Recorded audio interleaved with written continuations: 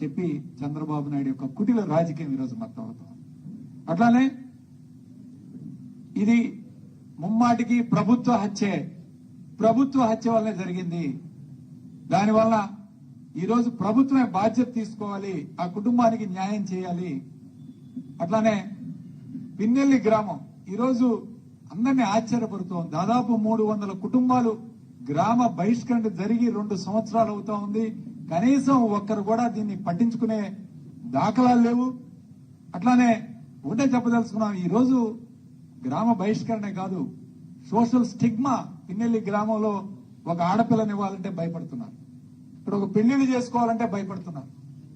ఇవాళ పంటలు వేయరు, పొలాలు బీడు పెట్టుకున్నారు, గ్రామంలో ఎవరో కనపడరు. ఏమిటి ఇంత అన్యాయం, ఇంత దారుణం ఏంటని ఈరోజు వైఎస్ఆర్ కాంగ్రెస్ పార్టీ చూస్తుంది. ఒక గ్రామానికి చెందిన 300 కుటుంబాలు వదిలి వెళితే కనీసం అక్కడున్న అధికార పార్టీ శాసనసభ్యుడు మాట్లాడు, ఈ రాష్ట్రంలో మంత్రులు మాట్లాడరు, ముఖ్యమంత్రి మాట్లాడి ఎవరు కూడా పట్టించుకున్న దాఖలాలు లేదు. ఖచ్చితంగా మేము ఒకటే కోరుకుంటున్నాం, ఆ గ్రామంలో శాంతి వాతావరణం తీసుకురావాలి.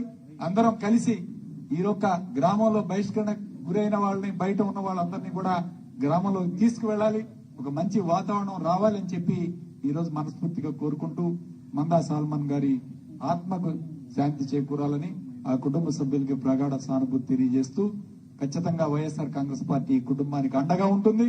ఇప్పుడే కాదు, భవిష్యత్తులో కూడా మరింత అండగా ముందుకు తీసుకువెళ్లే కార్యక్రమం